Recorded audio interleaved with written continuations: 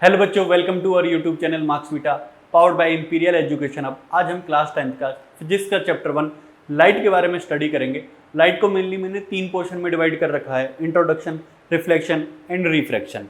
Introduction 15 से 20 minute का lecture होने वाला है। उसके बाद रिफ्रैक्शन है। रिफ्रैक्शन में काफ़ी टॉपिक्स हैं, हम काफ़ी धीरे धीरे और बहुत डिटेल में उसको पढ़ेंगे। एक बार अगर हमें रिफ्लेक्शन आ गया फिर रिफ्रैक्शन पढ़ने में हमको ज़्यादा प्रॉब्लम नहीं आएगी। ठीक है, सबसे ज़्यादा क्वेश्चन वैसे रिफ्रैक्शन से पूछे जाते हैं, बट एक बार रिफ्लेक्शन हमको समझ आ गया फिर रिफ्रैक्शन कोई बड़ी बात नहीं है। तो इंट्रोडक्शन स्टार्ट करते हैं। तो सबसे पहले व्हाट इज लाइट। लाइट की डेफिनेशन समझने से पहले आप एक चीज समझो। देखो ये सन है, वैसे तो क्या है, सन से काफी रेज आती हैं अर्थ के पास, सन से काफी रेज आती हैं अर्थ के पास। पर अभी हम 10th में है तो 10th के कंसेप्ट हमको अच्छे से समझ आ जाए, तो मैं अभी 3 के ही बारे में आपसे बात करूंगा। सबसे पहले है हीट रेज। क्या है? Heat raise.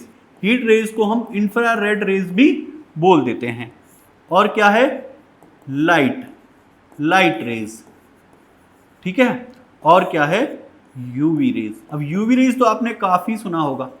ठीक है, यूवी रेज क्या करती है? यूवी रेज के अंदर काफी एनर्जी होती है, इसलिए वो हमारी स्किन को हार्मफुल रहती है, हमारी स्किन के लिए। और ये जो तीनों ही है ना, ये इलेक्ट्रोमैग्नेटिक रेडिएशंस हैं। क्या है? Electromagnetic radiations. अब ये इलेक्ट्रोमैग्नेटिक क्या है?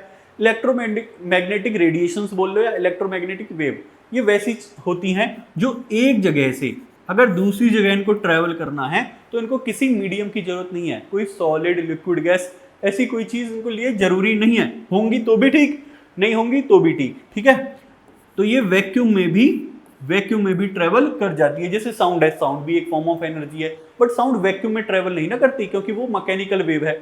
उसको एक जगह से दूसरी जगह चलने के लिए किसी ना किसी मीडियम की जरूरत है। बट जो लाइट है या ये रेज है, ये इलेक्ट्रोमैग्नेटिक रेडिएशंस है। ये एक पॉइंट से दूसरे पॉइंट पे जाने के लिए किसी तरह के मीडियम की जरूरत नहीं होती इनको। ठीक है, अब डेफिनेशन समझते हैं। देखो, जब भी मैं ऑफलाइन क्लास में डेफिनेशन को पढ़ाता हूं ना, तो मैंने इसको 3 पोर्शन में डिवाइड कर रखा है। तो आइए आपको भी वैसे ही बताता हूं। सबसे पहले तो ये कि light is a form of energy, एक पॉइंट हो गया, that produce the sensation of vision in our eyes. दूसरा पॉइंट ये हो गया। ठीक है, and enable us to see object. तो तीसरा पॉइंट ये हो गया। ठीक है, तो sun ultimate source of energy है। हीट रेज, लाइट रेज और यूवी रेज भी क्या है? एनर्जी है। तो हम लाइट रेज के बारे में बात कर रहे हैं, लाइट के बारे में। तो लाइट क्या? It is a form of energy. बहुत सिंपल हो गया। That produce the sensation of vision in our eyes. तो इसको ऐसे समझो, देखो अभी ये मार्कर, ये पेन है, ठीक है, मेरे को दिख रहा है, मेरी आइज इसको देख रही हैं। अगर मैं ऐसे बोलूं कि मेरी आइज ही इसको देख रही हैं, लाइट का कोई रोल नहीं है, 1 मिनट के लिए कंसीडर कर लो, तो लाइट जब ऑफ हो जाएगी तो मार्कर भी वही है, ये पेन भी वही है और मेरी आइज भी वही है। फिर तो अंधेरे में भी देख लेती ना मेरी आंखें इसको। अंधेरे में तो नहीं देख पा रही है, जैसे ही लाइट ऑन हो रही है तुरंत दिख रहा है ये मेरे को। इसका मतलब लाइट कुछ तो कर रही है जिसकी वजह से ये देख पा रहा हूं मैं इसको, कुछ तो कर रही है मेरी आंखों के साथ। तो क्या कर रही है? तो समझाता हूं। लाइट रेज जैसे इस पे आई, इस पे हिट हुई, टकराई और रिफ्लेक्ट होकर मेरी आइज में गई, और मेरी आइज में कहां पे? रेटिना पे गई। और रेटिना पे क्या होते हैं? रिसेप्टर्स होते हैं, रॉड और कोन। वो इलेक्ट्रिक सिग्नल्स में जनरेट करके उसको मेरे ब्रेन तक पहुंचाते हैं और फिर मैं किसी भी चीज को देख पा रहा हूं।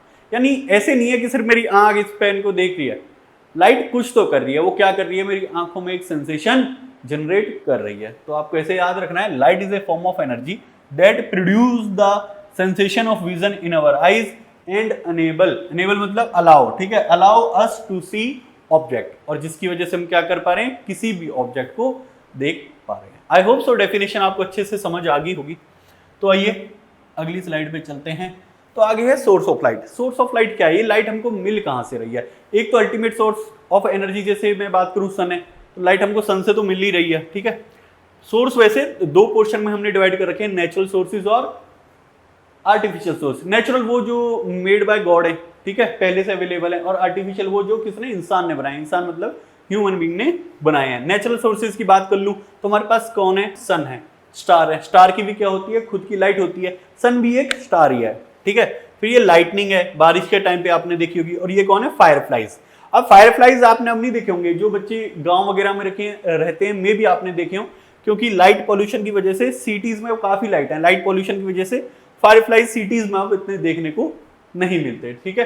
फायरफ्लाइज के बारे में बताऊं तुमको थोड़ा सा, फायरफ्लाइज को हिंदी में जुगनू बोलते हैं। जब हम बहुत छोटे थे तब हम इनको देखा करते थे, इनके बैक में लाइट होती थी, जैसे स्टार ट्विंकल करते हैं ऐसे वो लाइट भी ट्विंकल ऐसे करती रहती थी, ठीक है। बट अब लाइट पोल्यूशन इतना ज़्यादा हो गया है और खेतों में पेस्टिसाइड्स जो इनके बच्चे होते हैं वो मर जाते हैं, तो अब इतना देखने को नहीं मिलते, ठीक है। अगर मैं बात करूं आर्टिफिशियल सोर्सेज, तो हमारे पास टॉर्च है, क्योंकि लाइट तो हमको यहाँ से मिल रही है, कैंडल है, पर ये क्या थी पहले से, नेचुरली अवेलेबल थोड़ी है, ये तो इंसान ने बनाई है ना। तो ये कौन हो गए, आर्टिफिशियल सोर्सेज, बल्ब हो गए।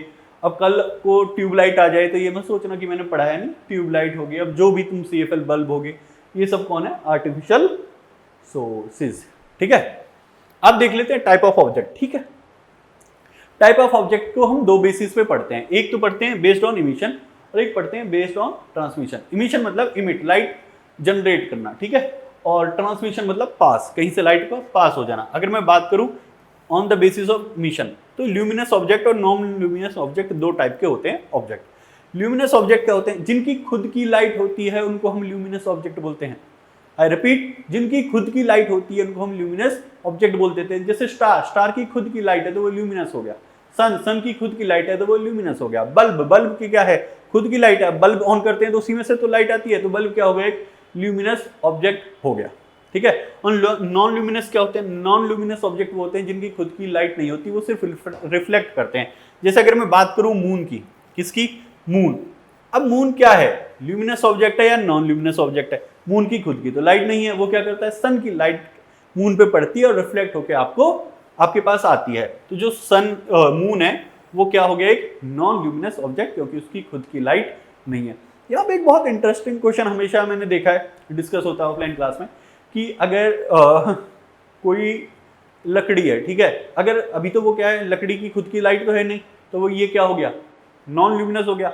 अब इस लकड़ी में मैं आग लगा दूं, इस लकड़ी में क्या लगा दूं, आग।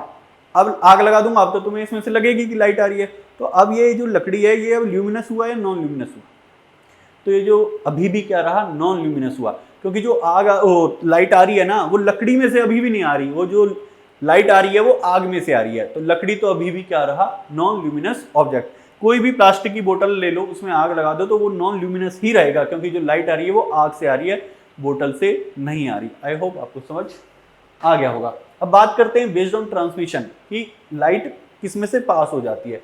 जैसे मैं ट्रांसपेरेंट ऑब्जेक्ट की बात करूं, ट्रांसपेरेंट ऑब्जेक्ट, ट्रांसपेरेंट वर्ड आपने काफी बार सुना होगा, ट्रांसपेरेंट जैसे कांच हो गया, गिलास हो गया, तो वो कौन होते हैं, ट्रांसपेरेंट ऑब्जेक्ट होते हैं। क्या हो गया, गिलास, ठीक है।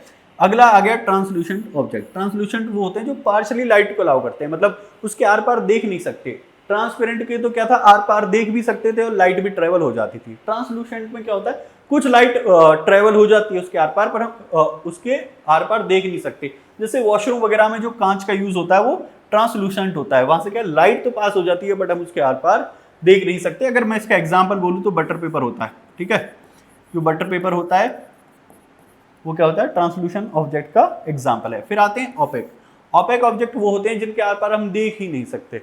अब जैसे ये बोर्ड लग रहा है, इस बोर्ड के पीछे क्या हमको दिख रहा है, क्या नहीं दिख रहा, ना लाइट जा रही होगी, इसके पीछे अंधेरा ही होगा, ना क्या जा रही है, हम ना देख पा रहे ना लाइट जा रही, तो ये बोर्ड एक कैसा हो गया, ओपेक ऑब्जेक्ट हो गया। आपके घर में जो भी चेयर होगी, ना उस चेयर के आर पार लाइट जा रही होगी, ना उस चेयर के आर पार आप देख पा रहे होंगे, तो वो चेयर भी क्या हो गया, एक ओपेक ऑब्जेक्ट हो गया, ठीक है। Next is property of light. हाँ, इसको और समझने की कोशिश करते हैं। यहां से एमसीक्यू लगभग हर साल बन जाता है। तो प्रॉपर्टी ऑफ लाइट में सबसे पहला पॉइंट है sir, light travel in a straight path. Okay, तो इसको ऐसे समझो, ये आपकी आंख हो गई, ठीक है, ये आपकी आई है। अब तुम ऐसे सीधा देख रहे हो, यहाँ पे क्या है, एक कैंडल है। मेरी ड्राइंग अच्छी है तो ज़्यादा जज मत करना इससे। ये कैंडल हो गई, ठीक है। अब इस कैंडल को मैं देख रहा हूँ, अगर ये कैंडल यहाँ किसी पाइप से मैं देख रहा हूँ, अगर वो पाइप सीधा होगा फिर तो मैं इसको देख पाऊंगा, है ना, दिख जाएगी, ऐसे मैं देखूंगा सीधे दिख जाएगी। बट अगर इस पाइप में कहीं बेंड हुआ, ये पाइप ऐसे हुआ, कैसे हुआ, ऐसे, तो अब क्या मैं इसको देख पाऊंगा, नहीं। क्यों, क्योंकि जो ये लाइट आएगी यहाँ आएगी, ऐसे मुड़ के थोड़ी आ जाएगी, क्योंकि लाइट हमेशा क्या करती है, स्ट्रेट पाथ में क्या करती है, ट्रेवल, वो बेंड नहीं हो सकती है ऐसे। तो लाइट क्या है, always travel in straight path. बहुत सिंपल सी ये प्रॉपर्टी है। दूसरी प्रॉपर्टी क्या है, light is an electromagnetic wave. बिल्कुल हमने पढ़ा था क्या पढ़ा था कि हीट, लाइट, यूवी रेज ये क्या हो गए, इलेक्ट्रोमैग्नेटिक रेडिएशंस हैं। रेडिएशंस कह लो या वेव्स, एक पॉइंट से दूसरे पॉइंट में जाने के लिए इनको किसी भी तरह के मीडियम की जरूरत नहीं है। तो मैं क्या बोल सकता हूं कि ये क्या हो गई, light is an electromagnetic wave. I hope ये 2 पॉइंट आपको अच्छे से समझ आगे होंगे कि हम एक लाइट हमेशा स्ट्रेट पाथ में ट्रेवल करती है, ठीक है। हम उसको पाइप के थ्रू देख सकते हैं, पर स्ट्रेट पाइप के थ्रू। अगर वही पाइप मुड़ा होगा फिर हम लाइट को नहीं देख सकते, लाइट को क्या, इस कैंडल को नहीं देख पाएंगे, ठीक है। Light is an electromagnetic wave, ये भी हमने पढ़ लिया था कि वैक्यूम में भी ट्रेवल कर जाता है। अगला, speed of light in vacuum is 3 × 10⁸ metre पर सेकेंड। एयर में भी अप्रोक्सीमेट यही होता है, 3 × 10⁸ मीटर पर सेकेंड। तो लाइट की स्पीड देखो कितनी ज्यादा है, ठीक है। आगे क्या है, आगे है लाइट हैज ड्यूअल नेचर। अब ड्यूअल नेचर मतलब दो नेचर हैं इसके, दो अगली हो गई है लाइट। अब दो कौन से, एक हो गया वेव और एक हो गया पार्टिकल। अब इसको ना समझने को तो मैं तुम्हें समझाने को तो और एक्सप्लेन कर सकता हूं, बट मेरी राय तुम्हें यही रहेगी, इसको ना एज इट इज याद कर लो। ये जो पॉइंट आ गया यहाँ पे कि बोथ वेव एंड पार्टिकल, ये इसके बाद कहीं यूज होगा नहीं, तो अभी आप इतना याद ही कर लो, light has dual nature, it behaves as both a wave and a particle, ठीक है। अब ये इस वाली लाइन को एज इट इज तुम क्या कर लेना, याद कर लेना। इंट्रोडक्शन में सिर्फ इतना ही था। अगर आपको चीजें समझ आई हो तो आप हमारे चैनल को सब्सक्राइब कर सकते हो, अपने फ्रेंड्स के साथ शेयर कर सकते हो, ताकि मैं फ्यूचर में जैसे ही वीडियो डालूंगा आपको पता चल जाएगा। तो आपको कोई क्वेरी हो या कोई डाउट्स हो आप कमेंट भी कर सकते हो, आपको जैसा भी लगा हो